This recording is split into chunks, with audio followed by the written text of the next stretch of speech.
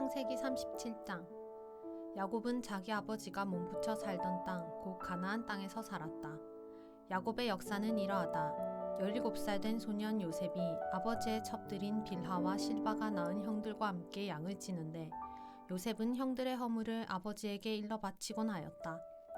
이스라엘은 늙음하게 요셉을 얻었으므로 다른 아들들보다 요셉을 더 사랑하여서 그에게 화려한 옷을 지어서 입혔다. 형들은 아버지가 그를 자기들보다 더 사랑하는 것을 보고서 요셉을 미워하며 그에게 말 한마디도 다정스럽게 하는 법이 없었다. 한 번은 요셉이 꿈을 꾸고서 그것을 형들에게 말한 일이 있는데 그 일이 있은 뒤로부터 형들은 그를 더욱더 미워하였다. 요셉이 형들에게 말하였다. 내가 꾼 꿈 이야기를 한번 들어보셔요. 우리가 밭에서 곡식단을 묶고 있었어요. 그런데 갑자기 내가 묶은 단이 우뚝 일어서고 형들의 단이 나의 단을 둘러서서 절을 하였어요.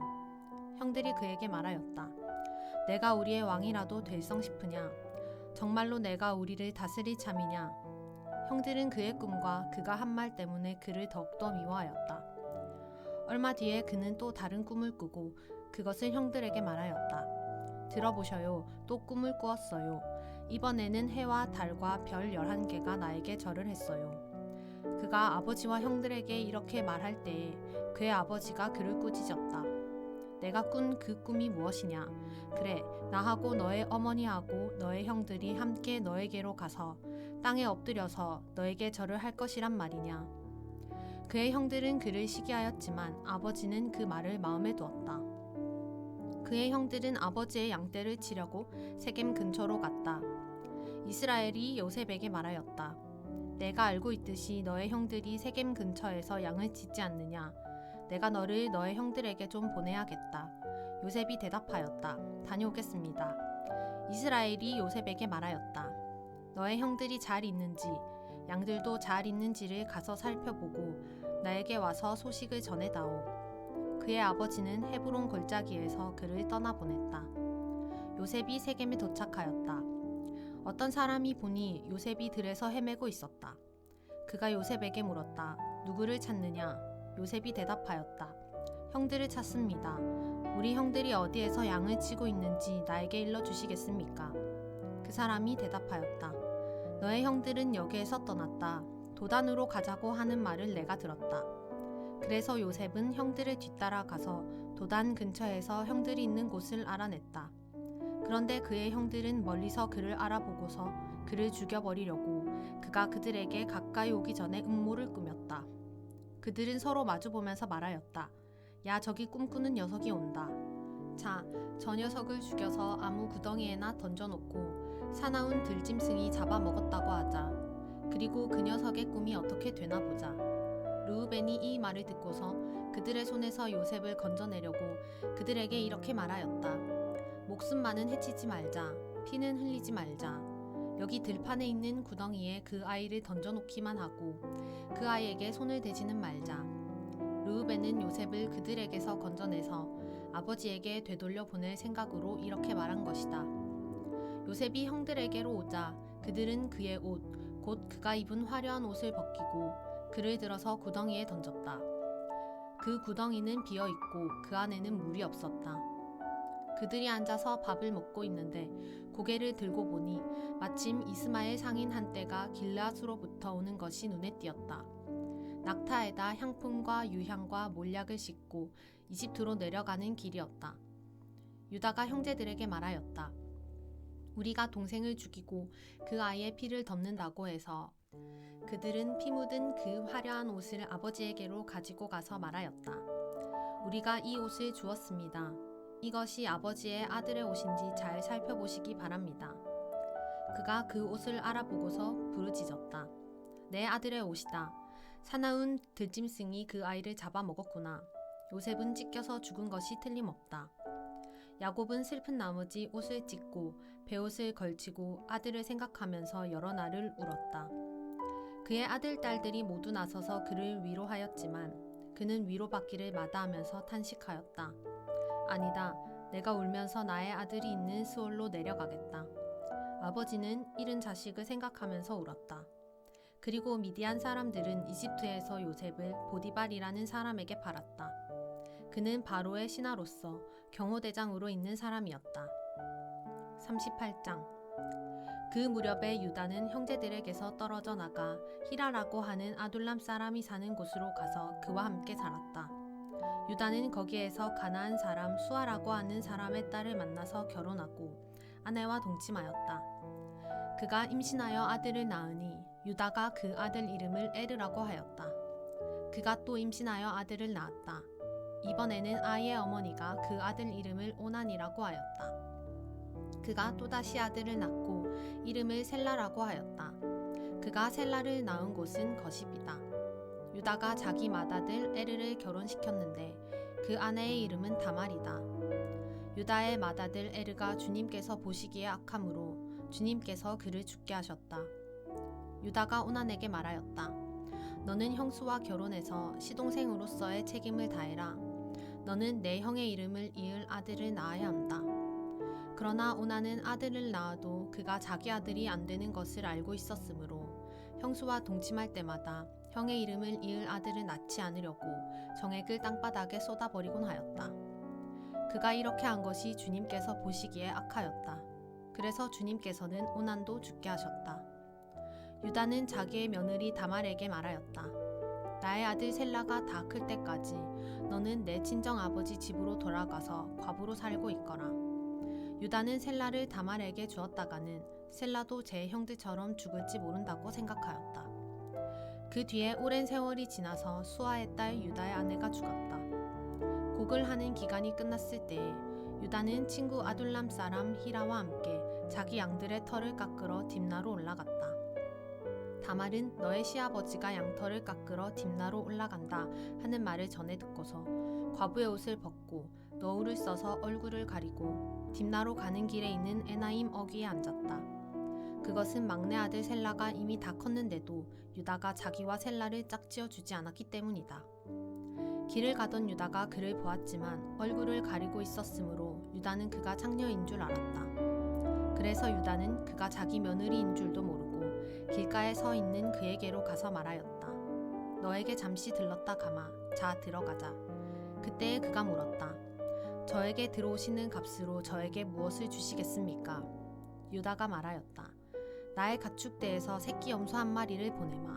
그가 물었다. 그것을 보내실 때까지 어떤 물건이든지 담보물로 주시겠습니까? 유다가 물었다. 내가 너에게 어떤 담보물을 주랴? 그가 대답하였다. 가지고 계신 도장과 허리끈과 가지고 다니시는 지팡이면 됩니다. 그래서 유다는 그것들을 그에게 맡기고서 그에게 들어갔는데 다말이 유다의 아이를 임신하게 되었다. 다말은 집으로 돌아와서 너울을 벗고 도로 과부의 옷을 입었다. 한편 유다는 자기 친구 아둘람 사람 편에 새끼 염소 한 마리를 보내고 그 여인에게서 담보물을 찾아오게 하였으나 그 친구가 그 여인을 찾지 못하였다. 그 친구는 거기에 사는 사람들에게 에나임으로 가는 길가에 서 있던 창녀가 어디에 있느냐고 물었다. 그러나 그들의 말이 거기에는 창녀는 없다고 하였다. 그는 유다에게 돌아가서 말하였다. 그 여인을 찾지 못하였네. 그보다도 거기에 사는 사람들이 그러는데 거기에는 창녀가 없다고 하네. 유다가 말하였다. 가질 테면 가지라지. 잘못하다가는 창피만 당하겠네. 어찌하였든지 나는 새끼 염소 한 마리를 보냈는데 다만 자네가 그 여인을 찾지 못한 것뿐일세. 석 달쯤 지난 다음에 유다는 자기의 며느리 다말이 창녀짓을 하여 임신까지 했다는 소문을 들었다. 유다가 명하였다. 그를 끌어내서 화형에 처하여라. 그는 끌려 나오면서 시아버지에게 전가를 보냈다. 저는 이 물건 임자의 아이를 베었습니다 하고 말하였다. 다말은 또 말을 계속하였다. 잘 살펴보십시오. 이 도장과 이 허리끈과 이 지팡이가 누구의 것입니까? 유다는 그 물건들을 알아보았다. 그 아이가 나보다 옳다. 나의 아들 셀라를 그 아이와 결혼시켰어야 했는데 하고 말하였다. 유다는 그 뒤로 다시는 그를 가까이 하지 않았다. 다말이 몸을 풀 때가 되었는데 태 안에는 쌍둥이가 들어있었다. 아기를 막 낳으려고 하는데 한 아기가 손을 내밀었다. 산파가 진홍색 실을 가져다가 그 아이의 손목에 감고서 말하였다. 이 아이가 먼저 나온 녀석이다. 그러나 그 아이는 손을 안으로 다시 끌어들였다. 그런 다음에 그의 아우가 먼저 나왔다. 산파가 어찌하여 내가 터뜨리고 나오느냐 하고 말하였다. 그래서 이 아이 이름을 베레스라고 하고 그의 형 곧 진홍색 실로 손목이 묶인 아이가 뒤에 나오니 아이 이름을 세라라고 하였다. 39장 요셉이 이집트로 끌려갔다. 요셉을 이집트로 끌고 내려간 이스마엘 사람들은 바로의 신하인 경호대장 이집트 사람 보디발에게 요셉을 팔았다. 주님께서 요셉과 함께 계셔서 앞길이 잘 열리도록 그를 돌보셨다. 요셉은 그 주인 이집트 사람의 집에서 살게 되었다. 그 주인은 주님께서 요셉과 함께 계시며 요셉이 하는 일마다 잘 되도록 주님께서 돌보신다는 것을 알았다. 주인은 요셉이 눈에 들어서 그를 신복으로 삼고 집안일과 재산을 모두 요셉에게 맡겨 관리하게 하였다. 그가 요셉에게 자기의 집안일과 그 모든 재산을 맡겨서 관리하게 한 그때부터 주님께서 요셉을 보시고 그 이집트 사람의 집에 복을 내리셨다. 주님께서 내리시는 복이 주인의 집 안에 있는 것이든지 밭에 있는 것이든지 그 주인이 가진 모든 것에 미쳤다. 그래서 그 주인은 자기가 가진 모든 것을 요셉에게 맡겨서 관리하게 하고 자기의 먹거리를 빼고는 아무것도 간섭하지 않았다. 요셉은 용모가 준수하고 잘생긴 미남이었다. 일이 이렇게 된 지 얼마 지나지 않아서 주인의 아내가 요셉에게 눈짓을 하며 나하고 침실로 가요 하고 꾀었다. 그러나 요셉은 거절하면서 주인의 아내에게 말하였다. 주인께서는 모든 것을 나에게 맡겨 관리하게 하시고는 집안일에는 아무 간섭도 하지 않으십니다. 주인께서는 가지신 모든 것을 나에게 맡기셨으므로 이 집안에서는 나의 위에는 아무도 없습니다. 나의 주인께서 나의 마음대로 하지 못하게 한 것은 한 가지뿐입니다. 그것은 마님입니다. 마님은 주인 어른의 부인이시기 때문입니다. 그런데 내가 어찌 이런 나쁜 일을 저질러서 하나님을 거역하는 죄를 지을 수 있겠습니까? 요셉이 이렇게 말하였는데도 주인의 아내는 날마다 끈질기게 요셉에게 요구해왔다. 요셉은 그 여인과 함께 침실로 가지도 않았을 뿐만 아니라 아예 그 여인과 함께 있지도 않았다. 하루는 요셉이 할 일이 있어서 집 안으로 들어갔는데 그 집 종들이 집안에 하나도 없었다. 여인이 요셉의 옷을 붙잡고 나하고 침실로 가요 하고 졸랐다. 그러나 요셉은 붙잡힌 자기의 옷을 그의 손에 버려둔 채 뿌리치고 집 바깥으로 뛰어나갔다. 여인은 요셉이 그 옷을 자기의 손에 버려둔 채 집 바깥으로 뛰어나가는 것을 보고 집에서 일하는 종들을 불러다가 말하였다. 이것 좀 보아라. 주인이 우리를 웃음거리로 만들려고 이 히브리 녀석을 데려다 놓았구나. 그가 나를 욕보이려고 달려들기에 내가 고함을 질렀더니 그는 내가 고함 지르는 소리를 듣고 제 옷을 여기에 내버리고 바깥으로 뛰어나갔다. 이렇게 말하고 그 여인은 그 옷을 곁에 놓고 주인이 집으로 돌아오기를 기다렸다. 주인이 돌아오자 그에게 이렇게 일러 바쳤다. 당신이 데려다 놓은 저 히브리 사람이 나를 농락하려고 나에게 달려들었어요. 내가 사람 살리라고 고함을 질렀더니 옷을 내 앞에 버려두고 바깥으로 뛰어나갔어요. 주인은 자기 아내에게서 당신의 종이 나에게 이 같은 행패를 부렸어요 하는 말을 듣고서 화가 치밀어 올랐다. 요셉의 주인은 요셉을 잡아서 감옥에 가두었다. 그곳은 왕의 죄수들을 가두는 곳이었다. 요셉이 감옥에 갇혔으나 주님께서 그와 함께 계시면서 돌보아 주시고 그를 한결같이 사랑하셔서 간수장의 눈에 들게 하셨다. 간수장은 감옥 안에 있는 죄수를 모두 요셉에게 맡기고 감옥 안에서 일어나는 온갖 일을 요셉이 혼자 처리하게 하였다. 간수장은 요셉에게 모든 일을 맡기고 아무것도 간섭하지 않았다. 그렇게 된 것은 주님께서 요셉과 함께 계시기 때문이며 주님께서 요셉을 돌보셔서 그가 하는 일은 무엇이나 다 잘되게 해주셨기 때문이다. 40장 이런 일들이 있은 지 얼마 뒤에 이집트 왕에게 술잔을 올리는 시종장과 빵을 구워 올리는 시종장이 그들의 상전인 이집트 왕에게 잘못을 저지른 일이 있었다. 바로가 그 두 시종장, 곧 술잔을 올리는 시종장과 빵을 구워 올리는 시종장에게 노하여서 그들의 경호대장의 집 안에 있는 감옥에 가두었는데 그곳은 요셉이 갇힌 감옥이었다. 경호대장이 요셉을 시켜서 그 시종장들의 시중을 들게 하였으므로 요셉이 그들을 받들었다. 그들이 갇힌 지 얼마 뒤에 감옥에 갇힌 두 사람, 곧 이집트 왕에게 술잔을 올리는 시종장과 빵을 구워 올리는 시종장이 같은 날 밤에 꿈을 꾸었는데 꿈의 내용이 저마다 달랐다. 다음 날 아침에 요셉이 그들에게 갔는데 요셉은 그들에게 근심스러운 빛이 있음을 보았다. 그래서 요셉은 자기 주인의 집에 자기와 함께 갇혀 있는 바로의 두 시종장에게 물었다. 오늘은 안색이 좋아 보이지 않습니다. 왜 그러십니까? 그들이 그에게 대답하였다. 우리가 꿈을 꾸었는데 해몽할 사람이 없어서 그러네. 요셉이 그들에게 말하였다. 해몽은 하나님이 하시는 것이 아닙니까? 나에게 말씀하여 보시기 바랍니다. 술잔을 올리는 시종장이 자기가 꾼 꿈 이야기를 요셉에게 하였다. 내가 꿈에 보니 나의 앞에 포도나무가 있고 그 나무에는 가지가 셋이 있는데 거기에서 싹이 나더니 곧 꽃이 피고 포도송이가 익었네. 바로의 잔이 나의 손에 들려 있기에 내가 포도를 따다가 바로의 잔에 그 즙을 짜서 그 잔을 바로의 손에 올렸지. 요셉이 그에게 말하였다. 해몽은 이러합니다. 가지셋은 사흘을 말합니다. 앞으로 사흘이 되면 바로께서 시종장을 불러내서 직책을 되돌려 주실 것입니다. 시종장께서는 전날 술잔을 받들어 올린 것처럼 바로의 손에 술잔을 올리게 될 것입니다.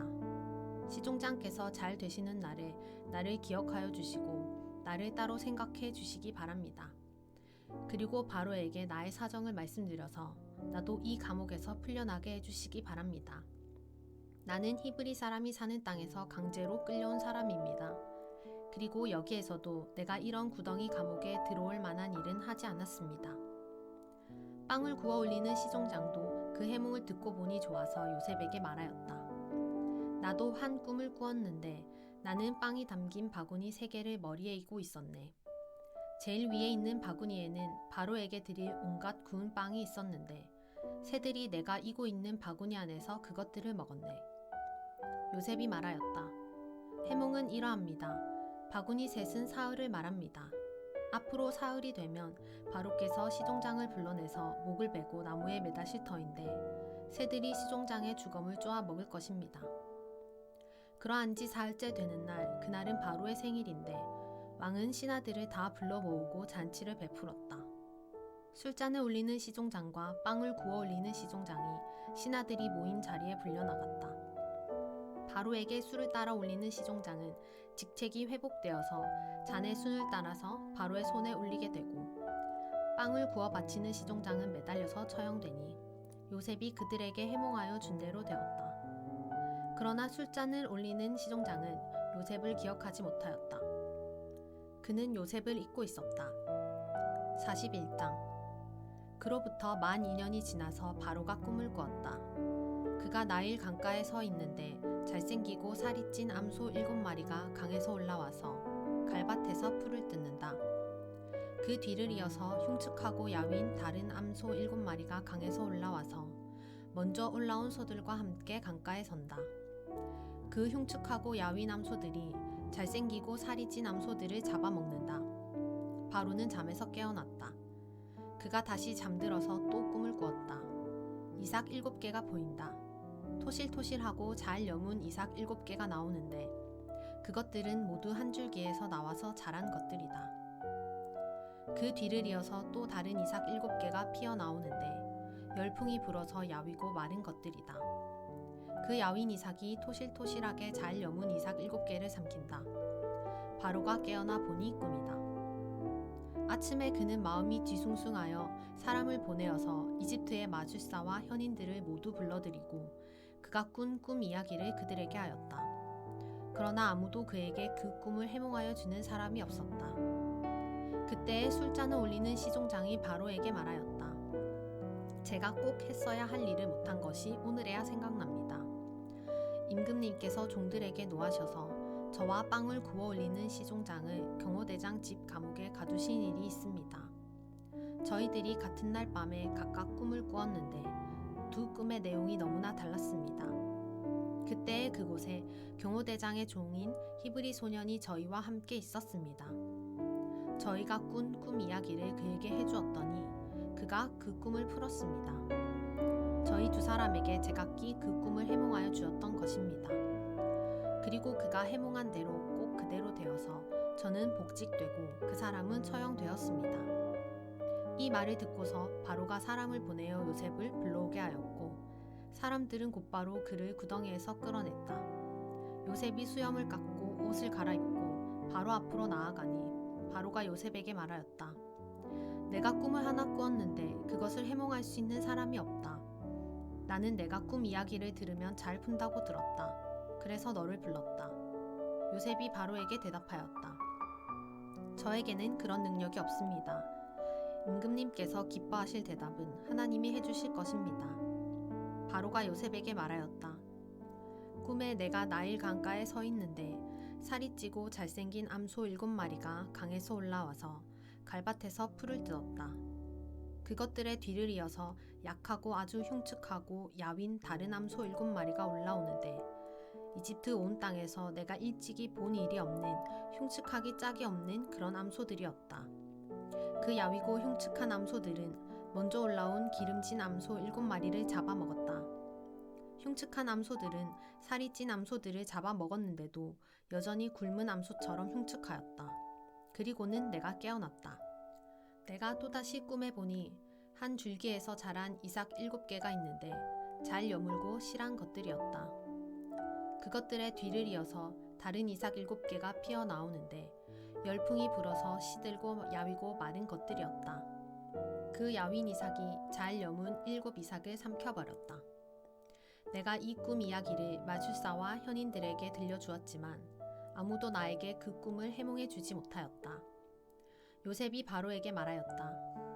임금님께서 2번 꾸신 꿈의 내용은 다 같은 것입니다. 임금님께서 장차 하셔야 할 일을 하나님이 보여주신 것입니다. 그 좋은 암소 7마리는 7해를 말하고 잘 여문 이삭 7개도 7해를 말하는 것입니다. 두 꿈이 다 같은 내용입니다. 뒤따라 나온 야위고 흉측한 암소 7마리나 열풍에 말라버린 쓸모없는 이삭 7개도 역시 7해를 말합니다. 이것들은 흉년 7해를 말하는 것입니다. 이제 제가 임금님께 말씀드린 바와 같이 임금님께서 앞으로 하셔야 할 일을 하나님이 보여주신 것입니다. 앞으로 올 7해 동안에는 온 이집트 땅에 큰 풍년이 들 것입니다. 그런데 곧 이어서 7해 동안 흉년이 들 것입니다. 그렇게 되면 이집트 땅에 언제 풍년이 있었더냐는 듯이 지나간 일을 다 잊어버리게 될 것입니다. 그리고 기근이 이 땅을 황폐하게 할 것입니다. 풍년이 든 다음에 오는 흉년은 너무나도 심하여서 이집트 땅에서는 아무도 그 전에 풍년이 든 일을 기억하지 못할 것입니다. 임금님께서 같은 꿈을 2번이나 거듭 꾸신 것은 하나님이 이 일을 하시기로 이미 결정하시고 그 일을 꼭 그대로 하시겠다는 것을 말씀해 주시는 것입니다. 이제 임금님께서는 명철하고 슬기로운 사람을 책임자로 세우셔서 이집트 땅을 다스리게 하시는 것이 좋을 듯합니다. 임금님께서는 전국의 관리들을 임명하셔서 풍년이 계속되는 7해 동안에 이집트 땅에서 거둔 것의 5분의 1을 해마다 받아들이도록 하심이 좋을 듯합니다.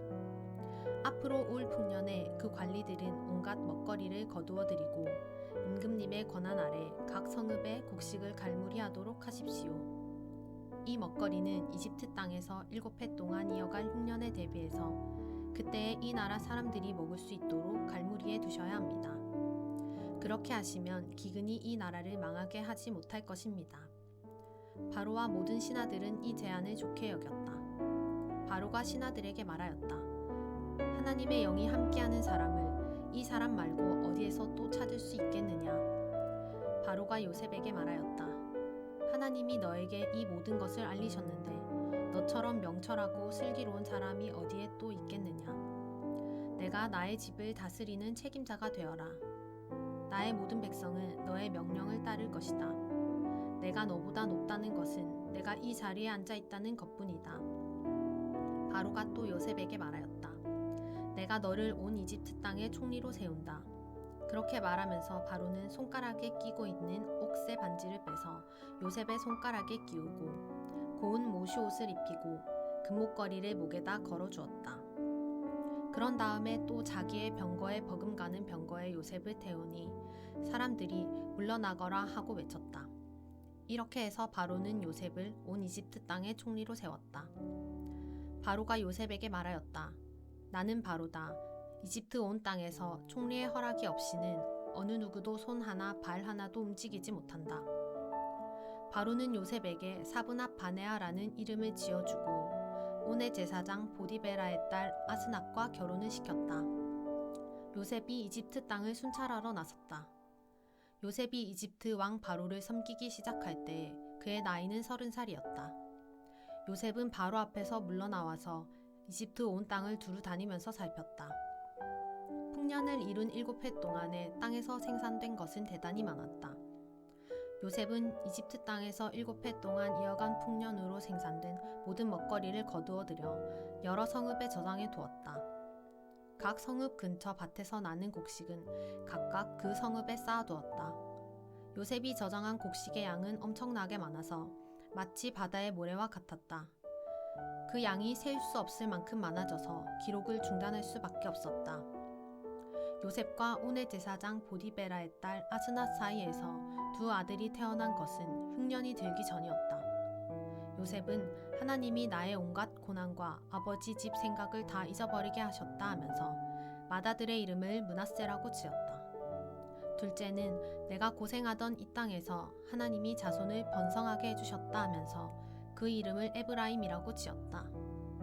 이집트 땅에서 7해 동안 이어가던 풍년이 지나니 요셉이 말한 대로 7해 동안의 흉년이 시작되었다.